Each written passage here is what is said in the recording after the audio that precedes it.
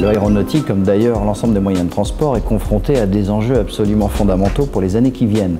Le premier d'entre eux, c'est la dimension énergétique. Comment va-t-on faire lorsque effectivement les énergies fossiles vont être amenées à décroître et donc à devenir beaucoup plus coûteuses?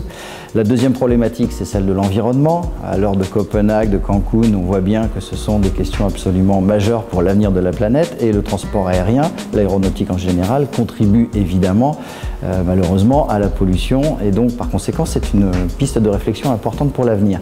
Et puis il y a la dimension sécurité, puisque les prévisions laissent à penser que le trafic aérien va doubler dans les 20 ans qui viennent, et donc 2 fois plus d'avions dans le ciel.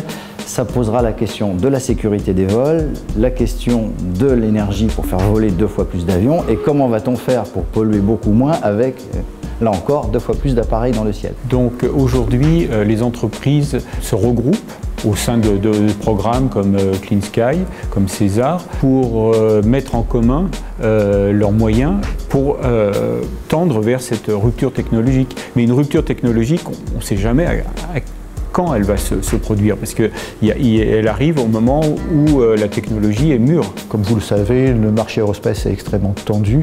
D'un point de vue économique, il est important de réduire la consommation de carburant, de réduire les taxes que devront supporter les compagnies aériennes dans ces domaines.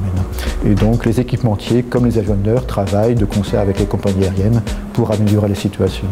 Donc Safran est évidemment complètement impliqué dans les travaux qui sont menés aujourd'hui dans le cadre du développement durable, et notamment l'environnement, puisque nous travaillons beaucoup sur des moteurs qui vont consommer moins de pétrole, qui vont être plus légers, qui vont faire moins de bruit, qui vont émettre moins de dioxyde de carbone, moins d'oxyde d'azote. Comment est-il possible de concilier le développement durable dans un contexte de crise économique? Je pense que la solution, encore une fois, pour les compagnies aériennes comme pour les industriels, c'est d'investir en priorité sur ce qui va apporter un retour sur investissement, en termes d'image, mais aussi en termes économiques.